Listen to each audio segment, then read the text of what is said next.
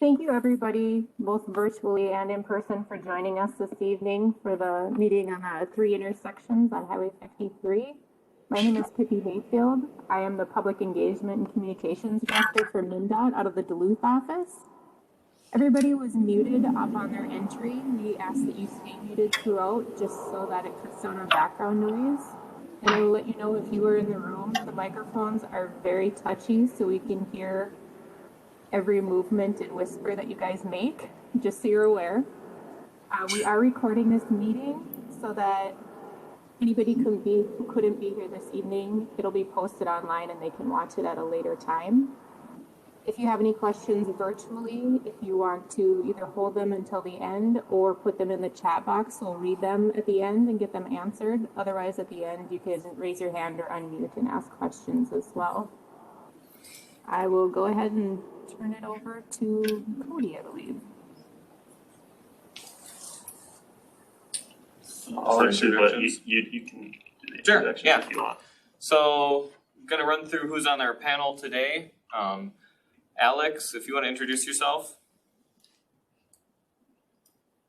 Good evening, everybody. Alex Peretz. I'm our MnDOT project manager for this project. Right. And Vic, you already introduced yourself. Yep. So. I'm Vic Lund with St. Louis County. Yep. We have Noel. You want to introduce yourself as well? Noel Schmidt, Rock Ridge Superintendent. Great. And then I'm Ben Loden from Sambatech. I'm the consultant project manager working directly with Alex on this project. And I'm Cody Leisman, also with Sambatech, working with MnDOT, the consultant engagement lead for that end of the engagement piece. And I'm Josh Moss. I'm with SRF Consulting, and I'm the traffic lead on the consultant team.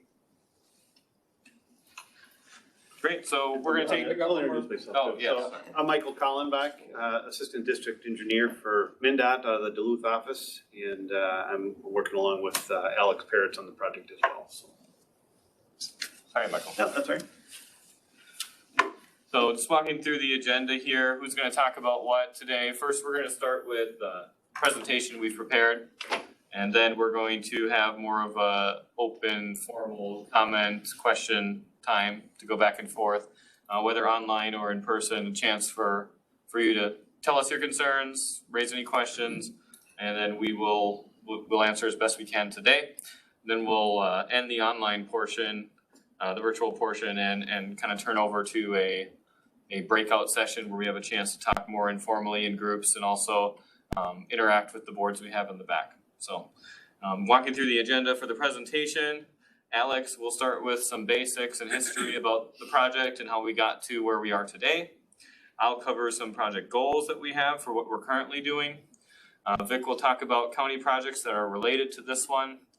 Noel will give us some updates with the school. Josh will talk through the traffic analysis that we've been doing and will continue to do. I'll cover engagement moving forward and open house opportunities moving forward. And then we'll go into that question and answer. With that, Alex, I'll turn it to you.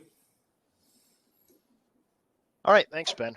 Good evening, everybody. Like I said before, so Ben broke this project down a little bit, but try to give it a little more history on kind of why we're here tonight. So the one of the main reasons is the Rock Ridge School District, or ISD 2909, is currently constructing a joint elementary and high school on the east side of Highway 53 in Evelyn. Those schools are tentatively or set to open here in 2022 for the elementary school and 2023 for the high school. As part of the school development, the school district conducted a traffic analysis as part of the design in the spring of 2020. And that information was really just to kind of see how how the new school would impact forecast out traffic volumes and kind of have a layout for the school itself on there. Once we got that, we've been able to coordinate here with kind of the multiple agencies, and you'll see that later on in this presentation, but there's just a multitude of different agencies that kind of overlap with the area through here. So with that, we're working, like I said, this is a project that we're looking at the 3 intersections for. We're leading that.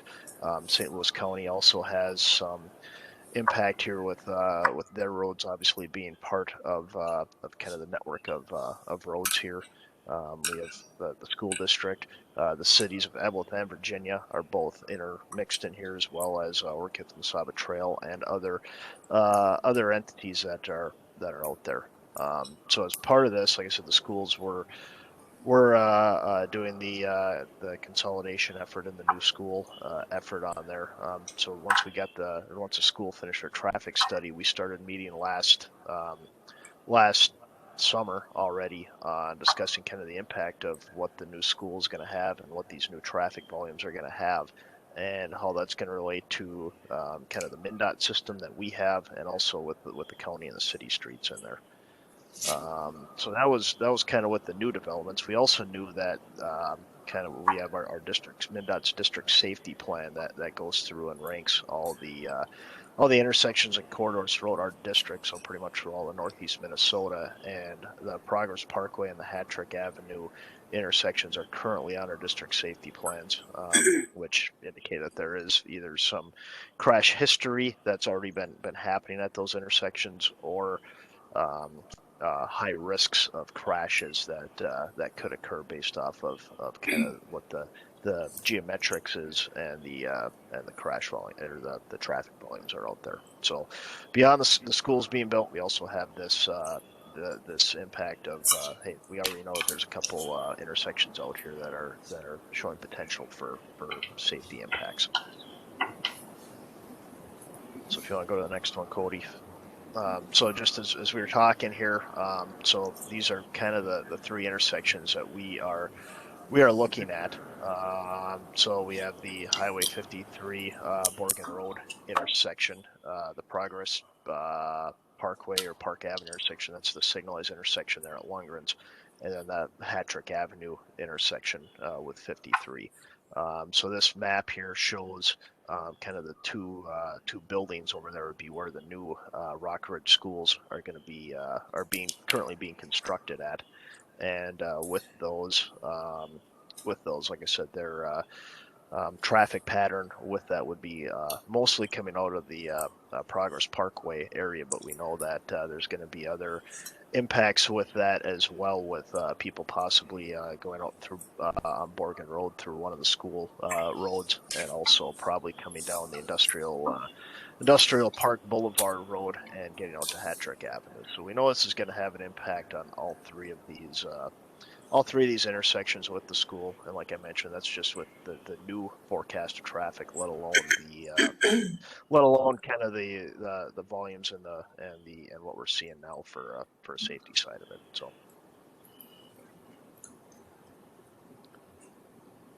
And then did we skip over a couple slides here, Cody? I thought we had a couple other ones here, but maybe not. Either way. You've got a few more after the maps. Okay, perfect. So anyway, as I was talking about all the different entities and whatnot, so we just want to kind of show a map to kind of show all the different things. So that dotted black line there, that's actually the city boundary between Evelyn and Virginia. And you can see the blue road that's highlighted there with the three dots. That's Highway 53. So that's a MnDOT owned road on there. And then the other roads here that are in maroon, or the Park Avenue and then the southern part of Hattrick, are actually county roads on there. And then the remaining roads are city roads, depending on which jurisdiction they fall in. So you can see it's this complex web of roads that we're all working together on. And that's why we've had all the people involved. It's just a big coordination effort to try to get everybody involved and on the same page, because of all the different entities that are at work here. So like I said, kind of looking at our purpose and need, why are we here for the project? What we want to do is improve safety and mobility for all users along the 53 corridor. And that includes, looking at, just our general traffic on Highway 53, any of the traffic that would be, coming onto our highway from any of these side roads, as well as looking at, any safety and mobility issues with, pedestrians, bicycles, and other modes as well on here. So the other thing that we're looking at is we want to safely accommodate any of these forecasted traffic patterns that are happening because of the new school development on there. So it's not just looking at where we're at, but what's going to be happening with the schools. So as part of these project efforts, so this is kind of our first phase of looking at this. So this project that we're involved with right now, that everybody here has been graciously to attend these meetings and whatnot. So we're doing what we call intersection control evaluation reports. I know Josh is going to get a little more into this later on in the slides of what these actually are. But we're going to be doing these ICE reports, as we call them, which study on safety and capacity at the 3 intersections that we've talked about already. We're also, as part of this project, going through and making sure that we do all the public engagement that you are listening to right now. So we've, as part of this, we've already had interagency meeting to discuss with, and pretty much all these meetings are just a repeat of what we've already shared. So we've already met with kind of the agencies, be it the cities, the police departments, the fire departments in a meeting. We've also had a meeting with the businesses along the corridor.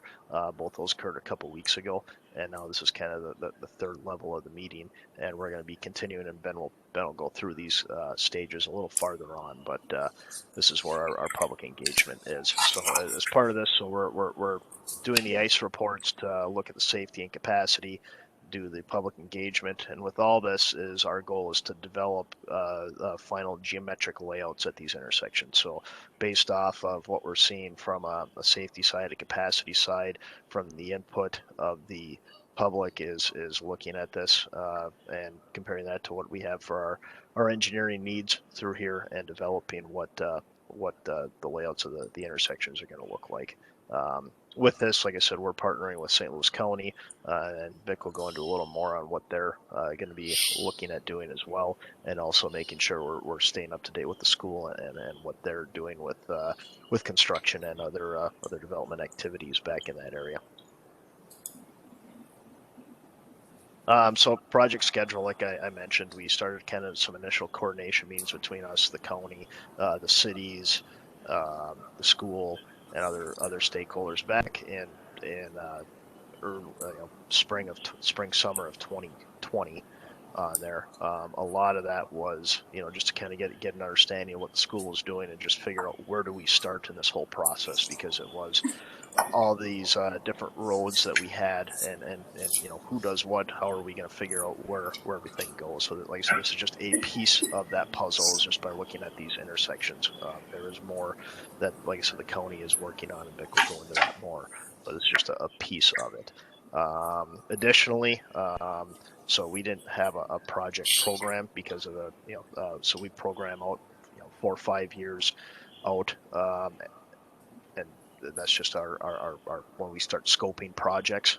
So this project wasn't really even a project, but we've as MnDOT we're able to add that to our program as of this spring to do at least a project at the Progress Parkway intersection. So we're working on that. Like I said, we're working on the ICE study. That'll be complete here in the fall, along with the layouts completed in the winter here of 2021. Once we get those, we'll be able to start working on our pre-design, which includes getting our construction limits, working on wetland delineations and the sorts. Also during that process, depending what we end up having come about by all the meetings in the ICE, we might have to acquire right away, and that would be part of that process as well. So we'd be working through that process from through 2022 to 2024 with anticipated construction at the Progress Parkway intersection of 2025. And right now, from our side of it, we only have programmed as a project is stuff at the Progress Parkway intersection. At this time, there's nothing at the Morgan Road or Patrick as far as a project, but because this is looking at this as a whole, because we know the schools are going to have an impact on everything, we wanted to look at all of that. So that's a little bit of what our schedule is here. Cody, if you want to go to the next one, I can't remember. Like I mentioned, we have some other agency efforts and coordination going. Vic will get into these a little more when he gets into his slides, but there's the county's been in talks about some road extensions with Station 44 Road that comes off of Highway 37, and also are looking at some possible pedestrian crossings along 53 to get to the school. And once again, like I said, we're just continuing to stay in contact with the school district on any coordination as things as construction continues to develop there, and if there's any new developments there. So I think that wraps up for my slides, and I'll turn back over to Ben. Thanks, Alex. So moving forward, what we've been up to in the last month and continuing to do, we're evaluating the existing and future conditions at these 3 intersections, looking at what's happening out there, gaining feedback from everyone who uses it and lives here, to hear what the issues are, what the concerns are, having these discussions with local partners, with the cities, with the law enforcement, trying to look at all the different stakeholders, local community groups, business groups, and the general public. So getting feedback, looking at traffic counts, looking at crash data, trying to understand what's happening at these intersections today, and also start to look forward at what we anticipate happening based on the construction and operation of these new schools. And so the result is going to be that we recommend solutions at each of these intersections, and maybe even some general corridor improvements that, with the focus of increasing safety for all users and having a good level of service at each of the intersections. So at this point, we don't have a predetermined solution at any of them. We don't even have likely solutions planned for any of these. We're really a blank slate and just looking for feedback and gathering input and data as best we can. That's the stage we're at now. By the end of the project here, near the end of the calendar year, the goal is that we have a solution, working through the engineering and working through the engagement with all of you to come up with a solution that works best for everyone. So with that, I'm going to turn it over to Vic. While MnDOT's doing this project, the county is focusing on some other efforts, and we are working closely with them to help each other out. So I want you guys to picture that really there's 3 elements to what's happening here. There's the intersection study that's happening on Highway 53. That's element number 1.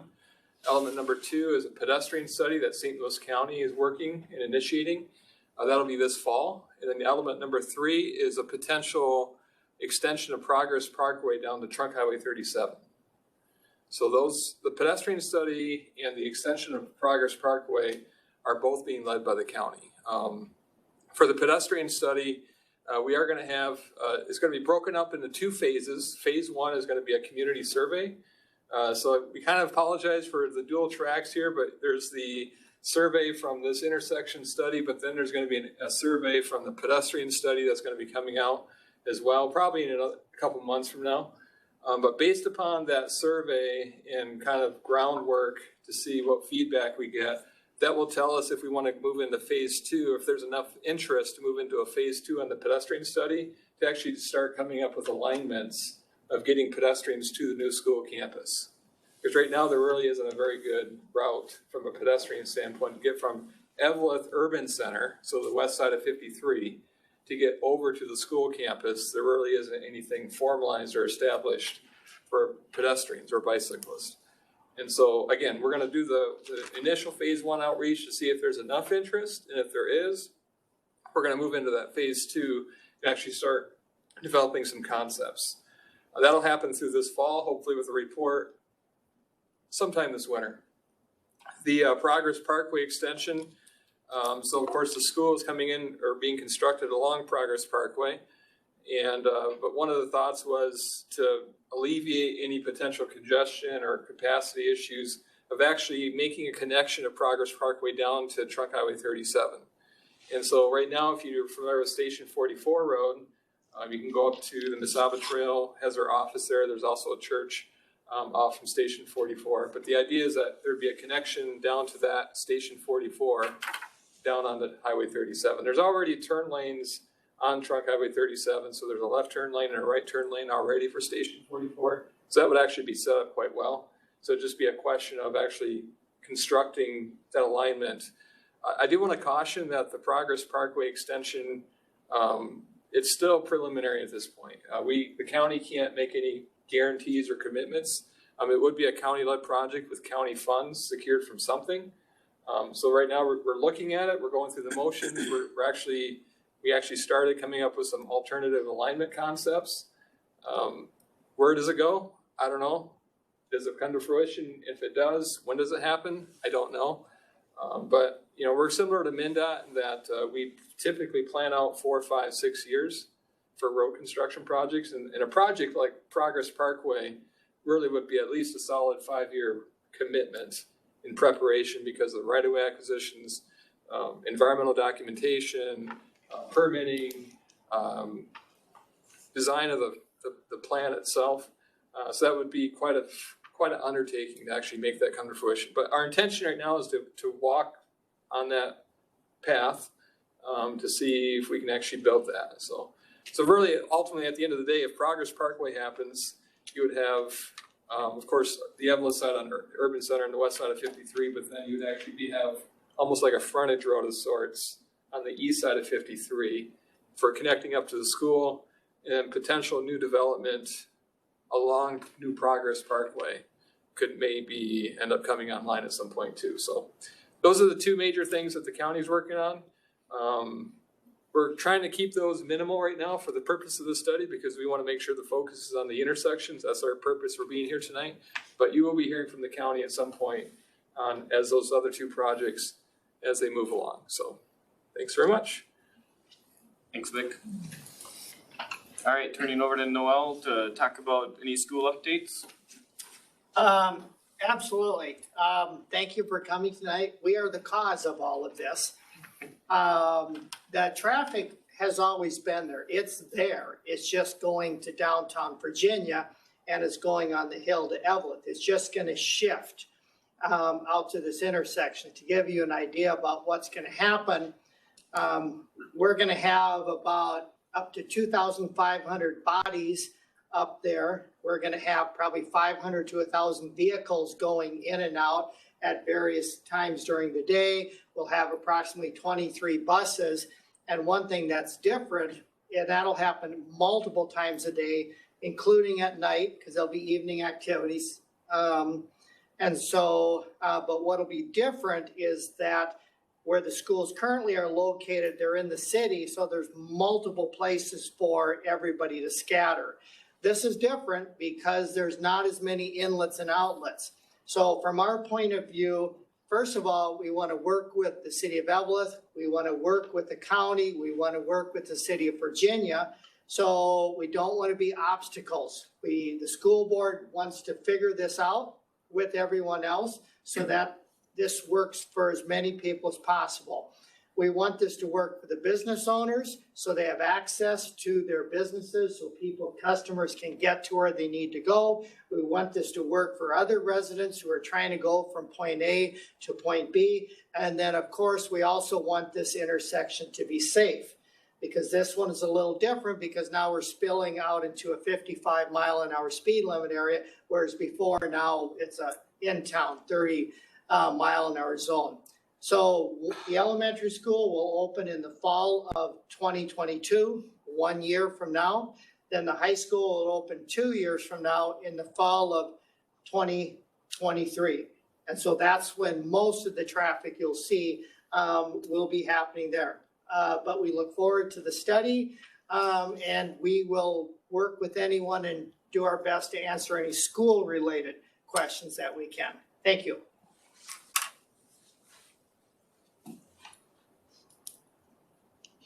All right. Thanks, Noel. Josh? All right, good evening.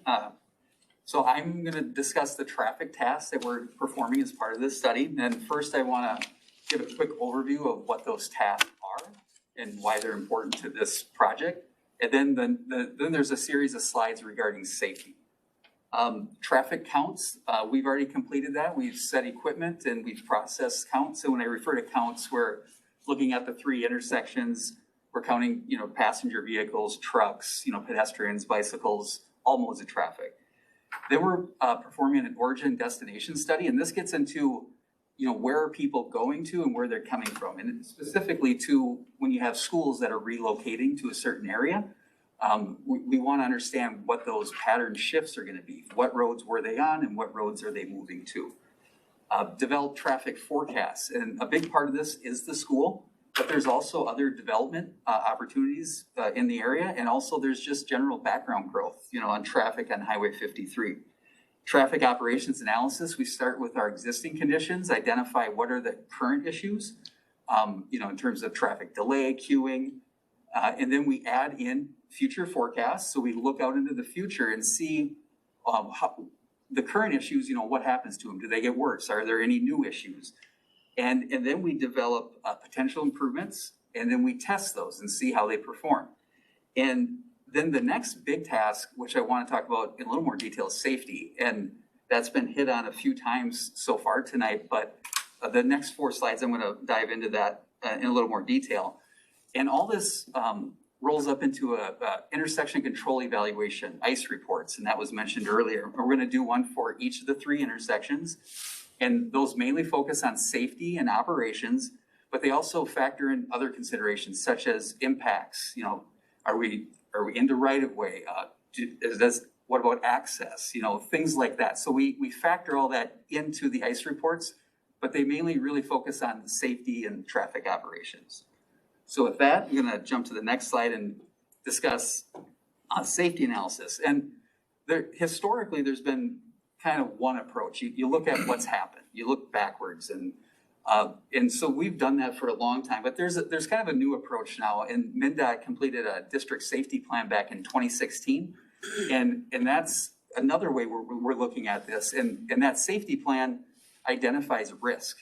Just because crashes aren't occurring doesn't mean they won't. And knowing that there's going to be significant changes in traffic volumes, especially with different types of users, we want to make sure that safety is very important, and that we look into the future, not just wait for traffic problems to happen to justify the safety concern. So next slide. Crash data. We pulled crash data, and traditionally we look at a 5-year window, and so the most recent 5 years data that we used was 2015 through 2019. We did not use 2020 due to COVID impacts, and it's just not really good data, and it's not a good representation. And at the 3 key intersections, there was 23 crashes that were reported and coded to those 3 intersections, 6 at Oregon, 10 at Progress, and 9 at Hattrick. And when we look at crash data, we look at the types, like there's rear end crashes, there's side swipes, angle crashes. And overall, there was a pretty well balanced trend. I mean, sorry, not a trend. There was no trend, except at Hattrick. Over 50% of the crashes at Hattrick were angle crashes. And those are pretty traditional when you have a 4-lane expressway with a side street stop intersection. And during the period we are conducting the analysis for it, none of the crashes were fatals or severe injury. And that's a good thing. But we do know prior to that 5-year window, looking back to 2000, there were 3 fatals that occurred near Hattrick. And so we want to acknowledge that, even though it's not part of the statistics that we're looking into. So another way you can look at crashes is crash rates. And so you basically look at the number of crashes, and then you look at the number of vehicles, and you calculate a rate. And we've done that for the 3 intersections, and then, a rate is a rate. And so we compare it. MnDOT has statewide averages, and when we compare crash rates for these various intersections, you compare them to similar type intersections. So if it's a traffic signal on a 4-lane roadway, you compare it to traffic signals on 4-lane roadways. And what we found is that the crash rates at Borgen Road and Progress Parkway are actually less than statewide average. But when we looked at Hattrick, the crash rate was almost 3 times the state average. And so, wow, 3 times, that's a pretty big number, but what does that really mean? And so there's another factor or a threshold that we have, it's called the severe crash rate. And this was developed because crashes in general, they are pretty random because they're, the driver has a big influence on that. There could be distracted or impaired, or there could be poor weather. And so the severe crash rate is a way to see if the location itself has a part of the problem. It's not just random. And so when you reach that severe crash rate, it's a very high probability that the location is part of the cause of the crash. And the crash rate at Hat Trick is really close to the severe crash rate. It's just shy of it, but it does not exceed it. But again, this is using the data from 2015 to 2019. If you went back and pulled a larger window, I don't know what would happen, but when you have a fatal, it definitely is a bigger issue when you see that in those crash rates. All right. And so the last part, as I mentioned earlier, is the risk assessment. And back in 2016, the district completed a safety assessment, and the intersection of Hat Trick is identified in there, and it is a priority for MnDOT. And in addition to that, this segment of Highway 53 is a priority. And I should go back one step. The district plan looks at intersections and segments of roadway. And so there's different bins of 4-lane roadways, 2-lane roadways, these types of intersections. And so Hat Trick, the intersection is a priority, and also is US 53 through our study corridor is a priority for MnDOT as well. All right. All right, great. Thanks, Josh. So right now, we're headstrong into this analysis of traffic data. And in tandem, we are seeking input from agencies, stakeholders, and the public, continuing to learn about the corridor and about the intersection and issues that we have today. And looking at upcoming engagement, we plan on having 3 waves of these meetings. This is the first wave, and it's really a listening phase and an information gathering phase. And what we're going to do is take that information, take that analysis, and look at it and come up with some concepts and some alternatives for improvements. And so that's the phase we're about to enter now. Once we have a chance to come up with some possible alternatives, some likely alternatives that we think would solve some of the problems and improve the locations, we will begin sharing them. First at the agency level, and then at stakeholders and businesses, and then at another open house that's looking to be about a month from now. So that's when you'll get a chance to see what we are considering and have a chance to react and provide feedback and questions for that. Then we'll take that information, continue to refine that, and work to select our preferred improvement at each one of these intersections. And so we'll go through that process into October and look at, hopefully by mid-October, possibly late October, we'll come back one more time and we'll share that with you and indicate what that preferred alternative is, what that solution is for each one of these intersections. And then we'll have another chance to hear feedback and listen to questions, concerns, and comments that you have. So that timeline began mid-August here, and we're looking to wrap up engagement hopefully by the end of October. And so you'll be hearing more from us, and we'll be reaching out to let you know when those next meetings are. We currently have an active survey that is live now, and it's been live since we sent out the postcards. So we have gotten quite a few responses. I thank you for that.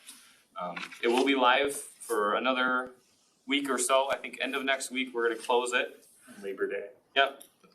And so if anyone is having trouble accessing that, or would like or prefer to fill out a physical copy, we do have some printouts.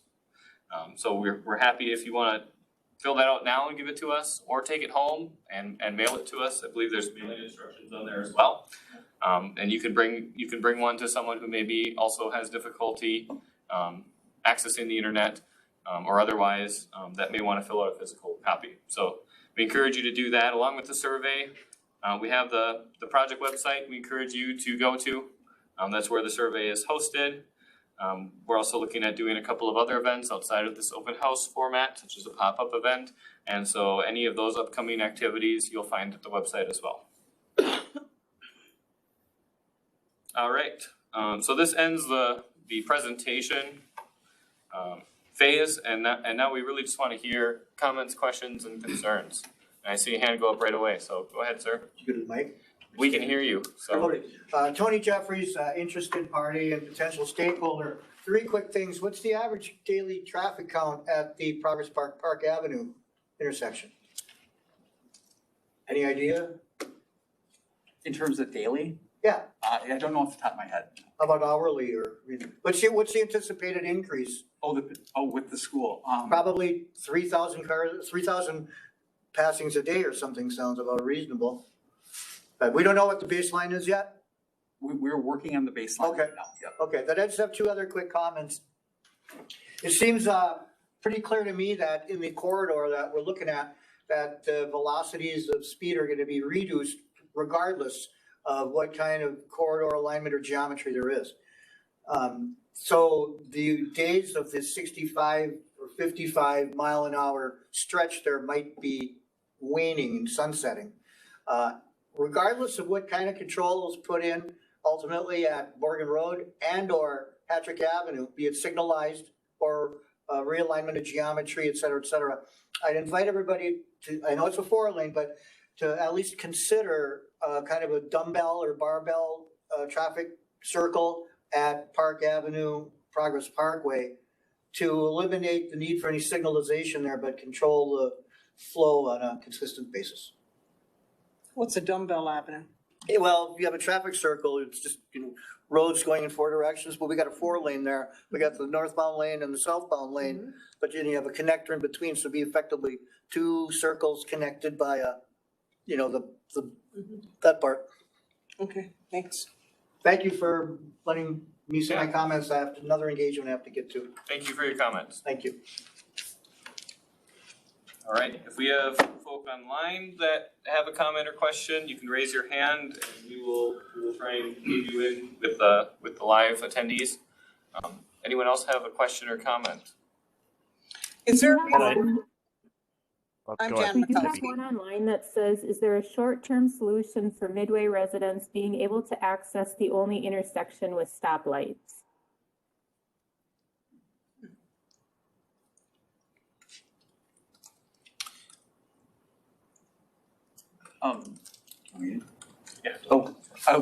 We are considering the timing of the schools going in and the timing of our projects. We are considering some short-term solutions, and that will be upcoming. I also saw in the chat, and it's probably too late now, but to answer the gentleman's earlier question, AADT for Highway 53 is 14,100 north of Progress Avenue and 9,800 south of Progress Avenue. And that's 2019 data. So looking at 10 to 14,000 vehicles per day. Going through 53. Right. Missed that reference.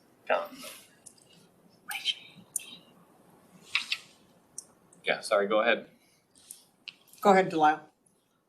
Has any consideration been given to the recreationists that live in Evelyn and the surrounding communities to the west of here, how they're gonna cross that, how we're gonna cross that highway, especially the motorized people? You did it on the crossing under 53, going to 135, or is it 35? 30, or 37, excuse me. That was widened out a number of years ago to allow for motorized traffic on the edge. It's never been fully developed. What really is needed is a culvert put in.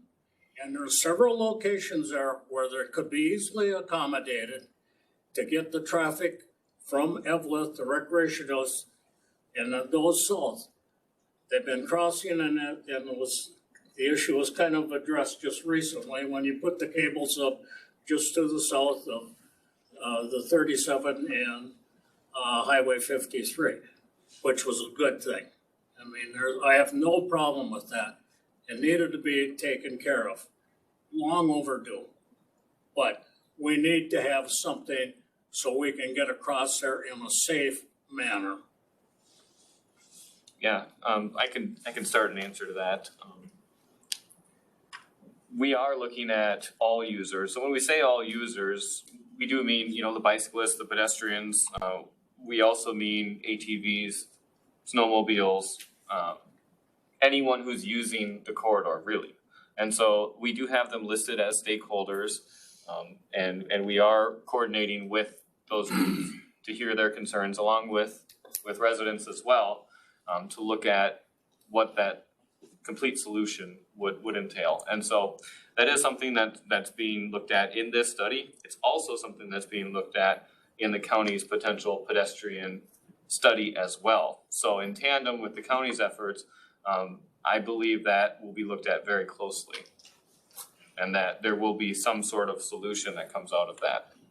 We just don't know what it is yet. We're still in that discovery phase, but we are taking that seriously. There are funds Ben, in I the can- National Trails Program, and to fund like culverts and stuff to put underneath that highway. It won't be a complete funding, but there's funding available. I serve on that task force, and we review all kinds of those projects every year. And I think this is my last year, but anyhow, it takes local effort and local coordination, which we haven't been able to come up with in this area up until this point. We need some leadership, and we need government leadership. St. Louis County hasn't done it. The snowmobile trail people aren't. It's a tremendous undertaking, or can be, and they haven't been able to show that leadership. ATVs are running down the roads. They're going down 37, which is illegal as far as I know. It's a state highway. Right. You know, and nothing's being done. No enforcement. Just running rampant. I think Alex does have something to add on that. Alex? Yeah, and I was gonna add, just as one thing as far as the crossing goes. So we have the bridges that are on Highway 53 and 37. They're right by Fail Pond, and those in some point in the future are going to be due for replacement here. Probably I would guess right now I know it's not really in our CHIP or a 10-year plan, but we're already having talks of those, and with those talks we are talking of trying to put some sort of connection underneath that bridge specifically for ATV snowmobiles and for pedestrian bikes that would kind of be set behind the traffic barrier. So making sure we can get connections from the city out, from the kind of core part of Evelyn all the way out to the east there to connect up with the trail that goes to the OHV park in Gilbert. So we are aware of the some of the issues there, at least with the crossing side of it. So it is something that, like I said, we're starting to do preliminary looks at when we're needing to replace those bridges.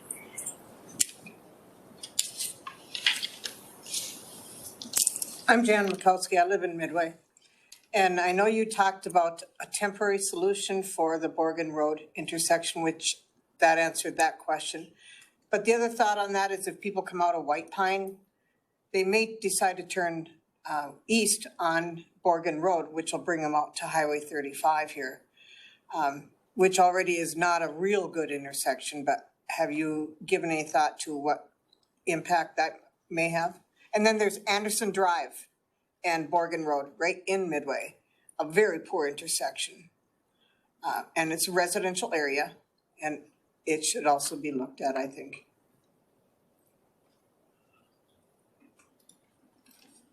You asked if we had any solutions or thought about them yet? You said a temporary. Well, just giving the timing of when the school's gonna open and then when the timing is for, the bigger projects, we feel that, the analysis might indicate there needs to be something like in the interim, like a short-term solution until the big one can go in. And one of the main reasons we're here right now is, things that you just mentioned, we're maybe not aware of. And so this is really good, and it lets us we're aware of it now, and then as we move forward, we can investigate that and then look into it. Good. Thank you. There is a comment in the chat, and it is similar to the previous comment. They ask, has there been studies done on traffic to the Midway entrances and exits and the frontage road? There has not to date. I mean, we're in the we're working through it, but this is good to hear, and now we are aware of it, and we'll look into it.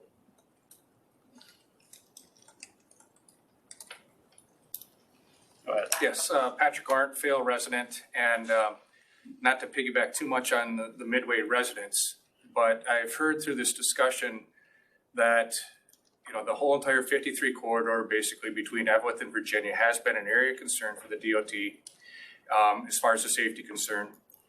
And I've also heard that the safety plan perhaps was to be addressed within their 5-year timeframe, this project being kind of a spur of the moment, if you will, add-on project.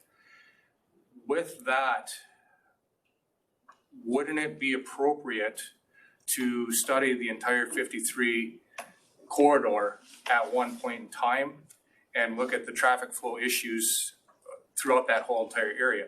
Not only are the residents of Midway having some concerns with their entrance onto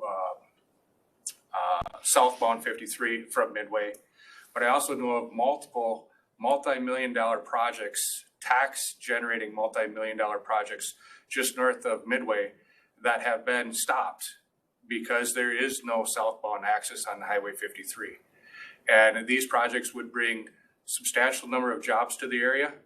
It would bring a much bigger tax base and revenue. And although I do appreciate the county's potential effort to develop a Progress Parkway, would probably have a much higher value return to the taxpayers to be able to develop that area than the Progress Parkway industrial area.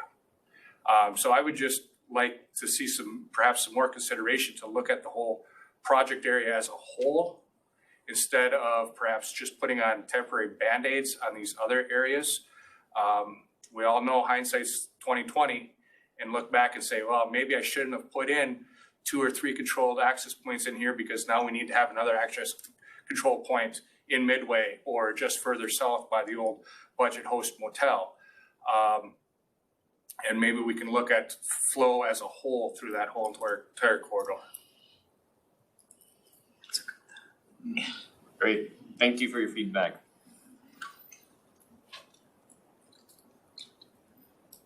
Any other questions, comments? Yep, go ahead, sir. Michael Priest from Evelyn. Does school, junior high and high school and elementary school have to start at the same time? Can they offset so there'll be less traffic at one time? Has that been proposed or is that an issue? I can answer that. We can, because we're in a size district where we can't double bus, which is you pick up elementary kids first, then you go back and pick up high school kids. Larger districts can do that. We can't. So the high school kids and the elementary kids are going to be coming on the same bus. So they'll be staggered, but it's not as much as what you probably want us to stagger them. So the starting times are probably going to be within 15 minutes of one another, of the high school and the elementary, just because it's not efficient for us to run 2 bus runs to pick the kids up. But it's a good thought. The other thing that's a stupid idea, why do we as school have to access 53? Why not put roads to 37 and 135 and then they've got interchange that they can, instead of putting everybody else at risk crossing the highway and the business affecting everybody, I feel it would be cheaper to put a road going to 37 and to 135 and they've got, interchanges at both times. And then they don't affect, the school is only using those intersections for an hour in the morning, an hour at night, and maybe an hour for a hockey game or football game. And then you won't have to do all this work, There probably is some information the community needs to understand. Whoever is doing the map, is there a way to zoom in on White Cedar Drive to understand, so I can say from the school perspective what's happening there?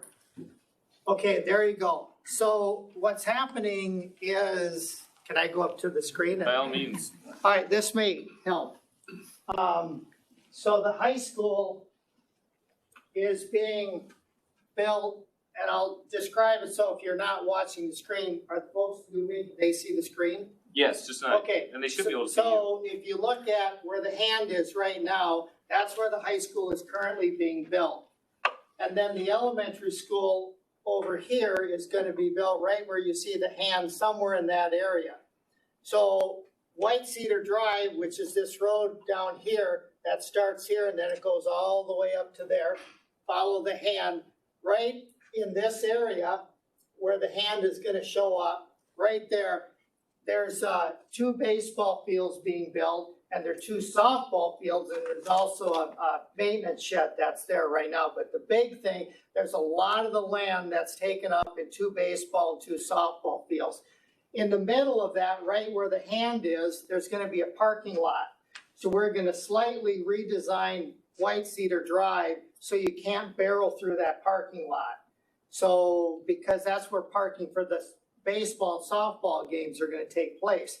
So from our perspective, we really don't want a lot of people going through White Cedar Drive to get to Morgan Road, because it's right in the middle of a parking lot we're gonna put there for the 4 fields. Now, we know people are gonna do it, and we know that's okay, but because of the fields are there, it's not really ideal to funnel a lot of traffic through that area. You could, but we're gonna have parking lot problems. And you'll notice them if we send very much traffic. So honestly, we're actually trying to diminish the number of vehicles that go through there, because we'll have people, I mean, imagine 4 fields, 2 softball games, 2 baseball games going on, and imagine the number of people that are gonna be walking across that road. And we just cannot have too many cars going through there. So that is an excellent idea. So that's what's going in that area. But people might take what is that called, White Cedar White Drive? Cedar Drive. Yeah, instead of trying to attempt the intersection at Borgen and 53. They might, but what we're gonna do is, at White Cedar Drive, in the parking lot, we're probably gonna put speed bumps in there. And we're probably gonna curve the road so that people cannot go through there. We're gonna do as much as we can to slow people down so they cannot go fast through that area. But yes, we acknowledge, and just so folks in the community know, we have also thought, because the school, we bought that whole section.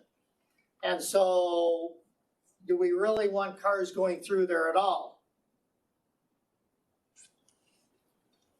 So, and we're just thinking about what to do here. So there is a scenario where if we need to, we actually stop traffic right here. Somebody can move their little hand there. The school actually owns White Cedar Drive. I know that sounds odd, but we bought that with the parcel. That's how it was set up. So we've actually thought about maybe putting a gate there so that people can't barrel through that parking lot, so we don't create an accident zone to happen. But that's not a for sure thing. So we're still thinking about what to do at through those parking lots.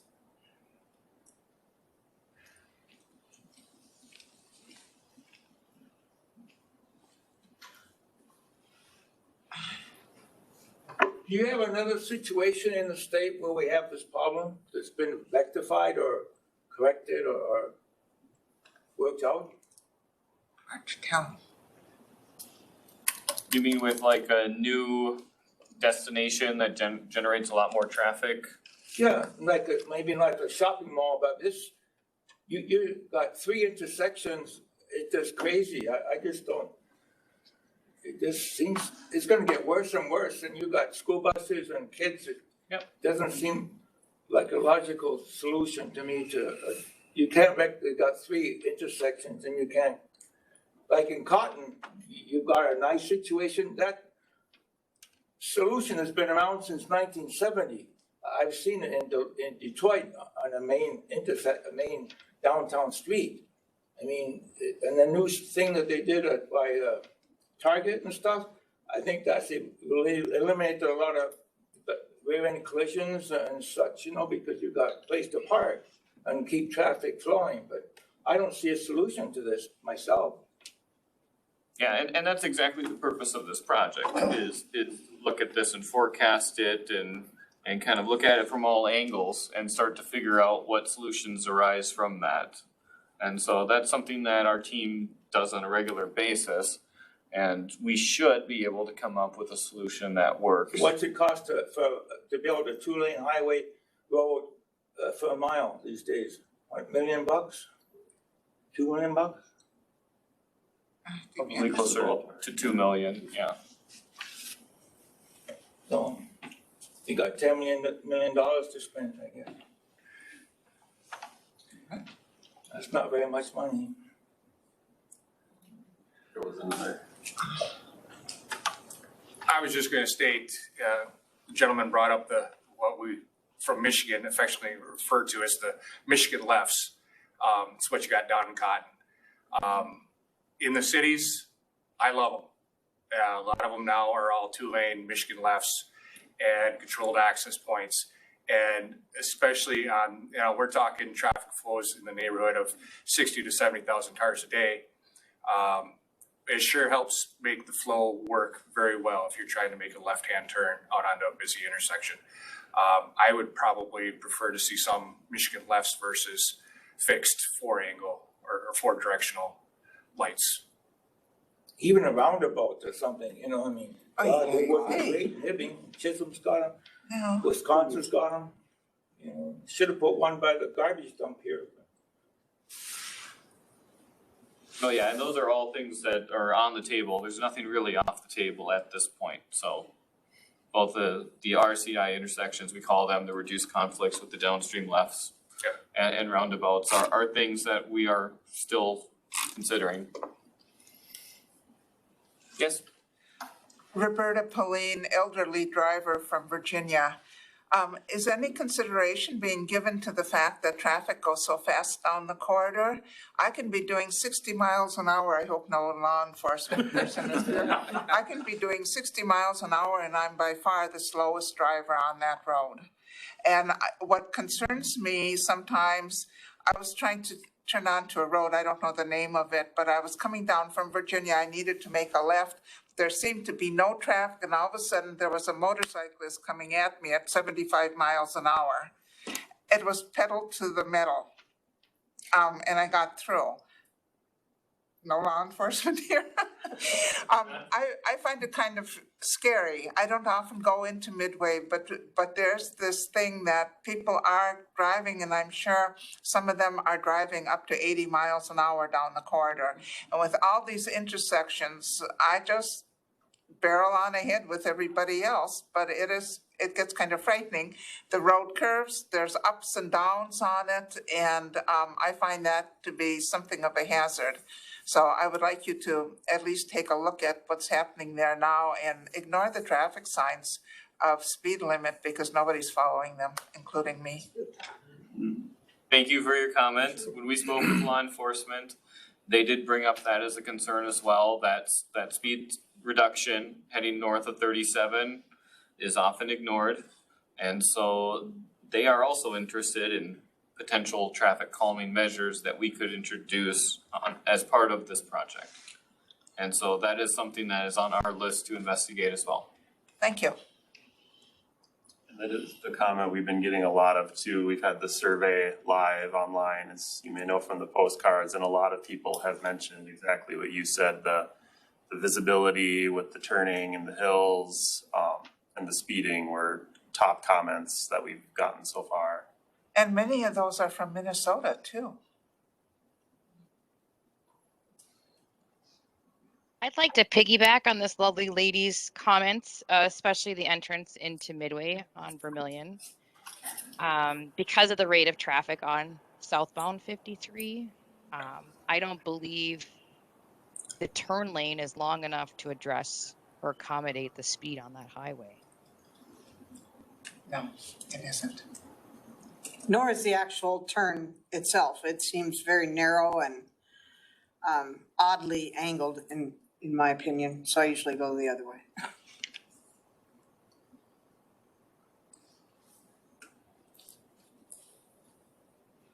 Yeah, so far this has been all great feedback, good comments, good questions. Hoping we can get some more if you have any.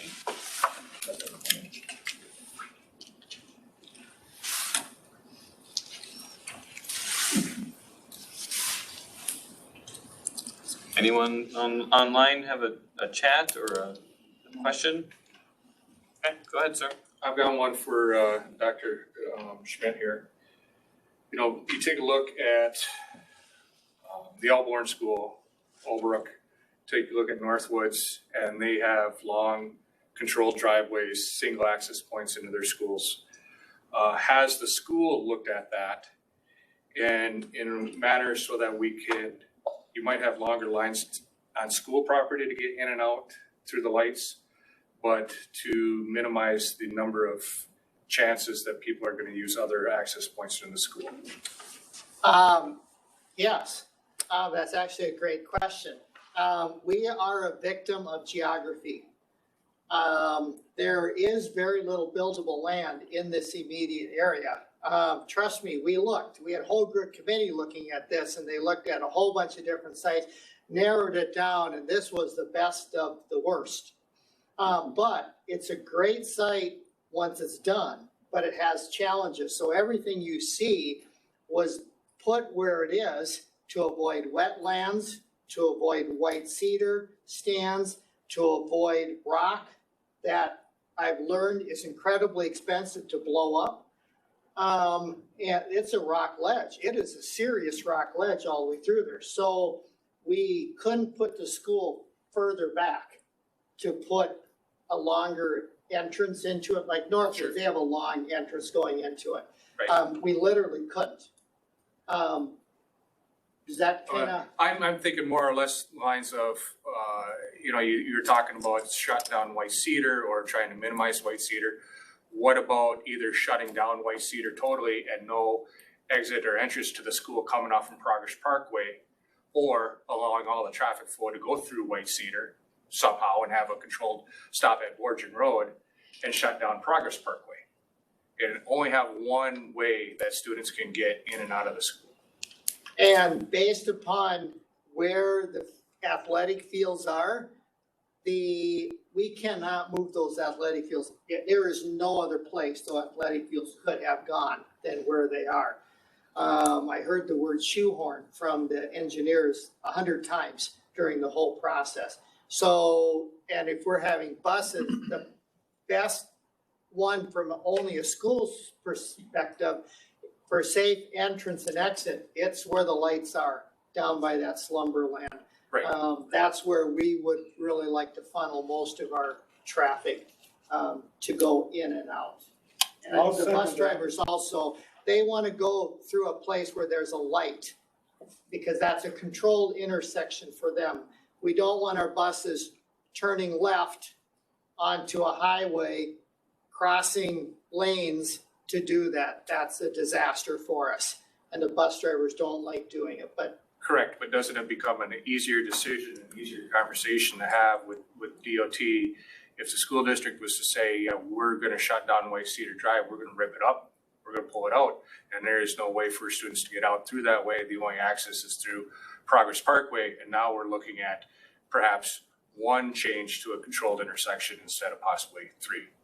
and if we did that, that would certainly simplify a lot of things. However, I live in the world of public opinion. And so on something like that, we would have to talk to neighbors, find out who uses that road. Do we really want to do that? But we could basically force everything down Progress Parkway. We could. We don't know, as I'm standing here right now, I don't know if that's the best solution to everything, because we'd really like to hear what the MnDOT folks and St. Louis County folks say on their study before we finalize what we're going to do on White Cedar Drive. But it's a consideration. I have concern that if we have traffic off of White Cedar Drive onto Borgen Road, that you're going to have increased traffic on the frontage road of Midway when you get impatient drivers wanting to get onto the highway and they're waiting for anyone to cross over the highway. That's a big concern I have.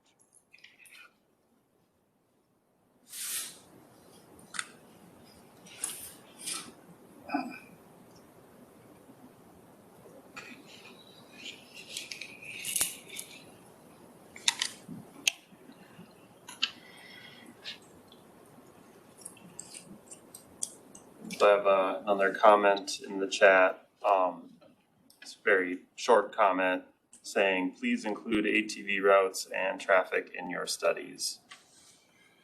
It's actually the general manager of the Super 8. So just add that note as well.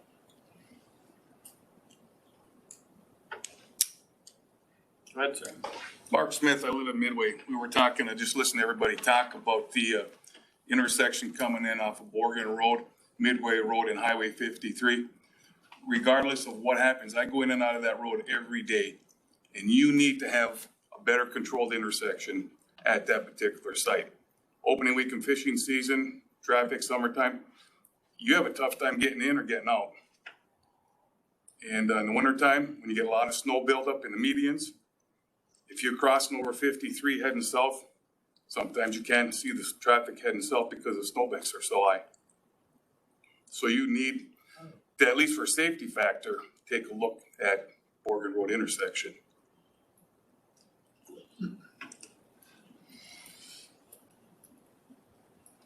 Thanks for the comment. Okay, we also have a Q&A online section that has gone unread. Pippi, are you online? Are you able to read what's in there? Because I can only see what's in the chat right now.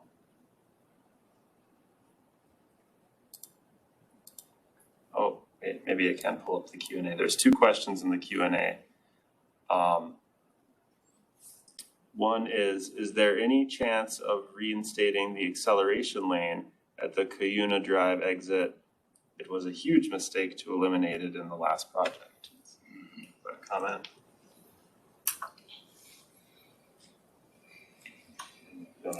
Want me to read both of them? I don't know that it was specifically on our radar to bring it back, but it's definitely a consideration that we can vet through our process. I should have identified myself. I'm Delisle Pankratz, retired director of the IRRB Trails Division. Spent 22 years at it. I was the one that was responsible for building the trail between Evelyn and Virginia, which somewhat controversial, but it was done legally. And even though MnDOT people don't necessarily recognize what their former commissioner allowed it to happen, it was done by Senator Jim Gustafson, who was our director at the time, commissioner, met with the commissioner of DOT. And they met down in St. Paul. They made the decision, and MnDOT provided a lot of assistance, including equipment, in getting that trail in. It's been nothing but a controversy ever since. And, it's just one of those things. We didn't do anything illegal, although some of the people in MnDOT seem to think we did. And we had the support of FTAC when we built that trail. And now we're having problems over by the school. I was just told by the Regional Rail Authority people, if we want that trail reconnected, that got eliminated, that the snowmobile club would have to pave for building that new trail, that new reroute.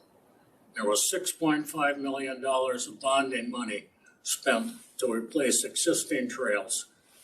The bicycle trail between between Virginia and Gilbert, which is a very nice trail. They did a nice job.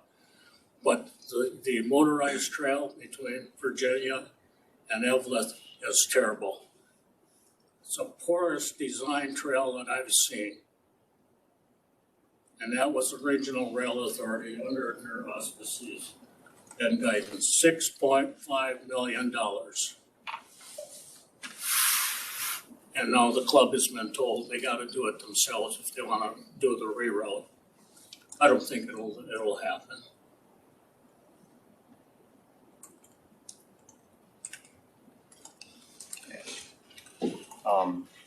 The other comment in the Q&A, or question in the Q&A, is there a short-term solution for Midway residents being able to access the only intersection with stoplights?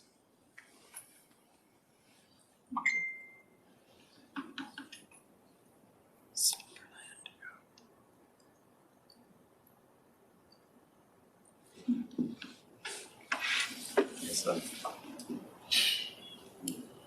Yeah, and right now I can kind of chime in. Like I said, we're looking at all this from a short and a long term aspect of it. So right now we're just trying to get feedback from everybody, which is very good tonight on that. And I know in previous meetings we've had about this, we haven't actually even heard too much about the Borgen Road stuff. So we definitely appreciate that during this one, and like I said, we'll be part of this process as we start looking at that. Yeah, as Josh said, we are looking at potential short-term solutions that may be needed more immediately than some of the longer-term solutions coming. So it's really the same answer for that as well, that it has to be something that we'll identify as we continue going through this analysis. It's quite frankly a little too early for us to know if we will do something short-term or not at any of these locations.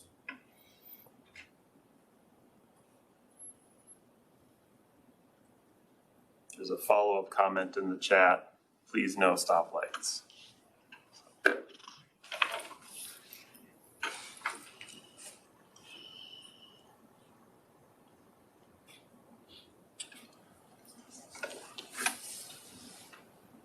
Otherwise, is that everything online? Yep, that's all of it so far. Good. Any other questions in the room? Comments, feedback that you want to share?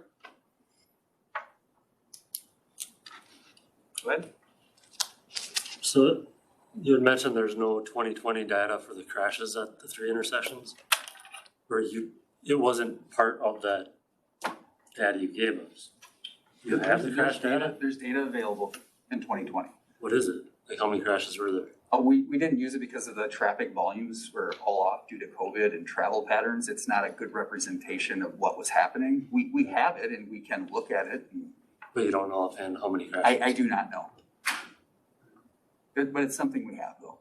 You have data for that 2015 and 2019, like when the crashes took place, like what time of day? We'd have to request the details of them. MnDOT has it's called the crash toolkit. And it's basically every MnDOT intersection in the whole entire state. And you can look at it different ways. It's a pretty big database. It tells you the type of crash and the location, but it doesn't give the specific. It's not like the crash report that the officer fills out. But you can request those if needed.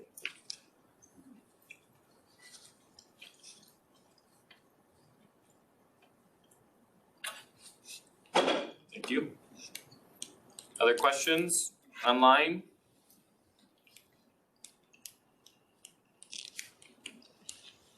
Anything else online? If you want to transition and kind of. So there's just a close-up of each intersection quick. Okay. Well, if there are no other questions or comments, I think we'll transition to the informal breakouts now. This would end the virtual attendance, so anyone who attended virtually, thank you very much for your time and feedback today. We really appreciate it, and we look forward to it. Yeah. One thing before we quit, I don't know if Cody can work through or just show just at least kind of how to access the survey or what that survey page would look like for the online survey. So if we can do that quick, just so everybody in the room or anybody online can see once you kind of click on the or go to the so this would be from the MnDOT website. Once you click on the link, the survey page would show up to here, and I'll let Cody kind of explain it from there.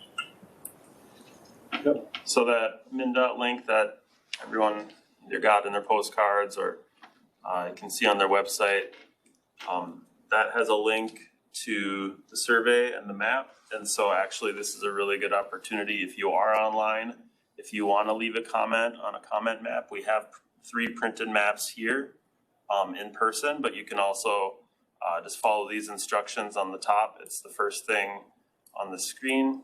And you scroll down and what you can do. So let's say I want to add a comment. I'll click to add comment. And then there's a little bar up here in the top right. And so I'll say, you know, this is a test comment. And then I want to make that comment. Maybe I'll zoom in here. Here you can even see the city boundaries and see where the new high school is going to go. So maybe my comment is about White Cedar Drive here. So I'll click it. And then now that I see that circle, it's a little small, but it makes a circle there. And once I have my comment and there's, you know, check says it's good to go, circles there, I can just hit report it. Maybe I'm using my phone or something. Maybe I have a picture. You know, this is totally optional, but it is available. You could even browse and upload a photo if you felt so inclined, but really simple. Just make that comment, click the thing, and then click report it. So I'll even report that to myself. And then you should have confirmation that says, thank you, your comment has been submitted. And then we will see that on our end, and we're going to put that in our report that MnDOT, or that we give to MnDOT, and then that is what is going to be used to help with the design. And then if you scroll down further, there is the survey, and it's an online survey. And so you start out, it just says briefly, you know, this is the MnDOT survey for the Highway 53 intersection study in Appleton, Virginia. It should take about 10 minutes. You click next, and you get a list of questions here. So the first one is pretty straightforward. What modes of transportation to use along Highway 53? You might say car, truck. You might say ATV, snowmobile, maybe you have a motorcycle. You could then go further. What purposes do you travel on Highway 53 for? Well, I commute to work. I, you know, go up to the lake, and of course shopping, and I go and see my cousin or something, and then click next. And there's, you know, several more pages. It's not terribly long. We think it should only take 10 minutes, maybe a little more than that. But, you know, this would ask, how would you prioritize each consideration? So safety and crash prevention might be a high priority for me, and so on and so forth. So you just keep answering the questions and then keep clicking next. At the end, there are some demographic questions. That's just to make sure that we're trying to get, you know, as much input as we can from folks, and that it's not just from one particular group. Every question is optional, so you're not forced to answer anything. And so if you're not comfortable answering something, or if you just don't have anything to say about a particular location, you can just click next and provide some input, because that would be better than nothing. And again, like was mentioned earlier, we do have surveys here. You can fill them out, you can bring them with you. Please either mail them, try to get them in the mail by Monday. This is the exact same survey that's online. Or you could also bring them back to this building, and someone at the county can make sure that I get these afterwards. So whatever works best for you. We got plenty of them, so take one, take two. We just really want to make sure we capture all that feedback. Great. Thanks, Cody. Yeah, thanks, Cody. And then one other thing I'll just mention too before we end at least the virtual side. So I know most people in the 3 zip codes with the schools got postcards kind of for this initial kickoff meeting, talking about the meeting and the survey. For going forward, we probably won't be sending out the postcards every time. So we just encourage everybody to go on to the MnDOT website. We'll have updates on when the next meetings are and further information that goes through there as well. So that's your best way to get updates. We typically do press releases and Facebook posts and whatnot as well on there. But I said, really, it's that's going to be the best way to kind of keep up with what we're doing on the project on there, and especially kind of in the times of COVID, you know, with these hybrid meetings, and if they have to switch to virtual or whatnot, we want to do it that way too, to make sure that if we have to do a change due to new COVID restrictions or whatnot, that we can still kind of keep these meetings together. So you can go on, Cody's showing what our website is. You know, another way to, if you can't even find the website, I mean, I just tried it here as I was sitting here. You can always go into Google and type in MnDOT Evelyn intersections, and it should be one of the first links you could pop up in there. So just like I said, make sure you if there's any information for further, please, you know, go to the website, take a look. Like I said, we'll be doing other press releases and whatnot too for future meetings, but just want to make people aware of that, so they're not expecting a postcard for every meeting, just because of kind of some of the changing landscapes with COVID and everything else.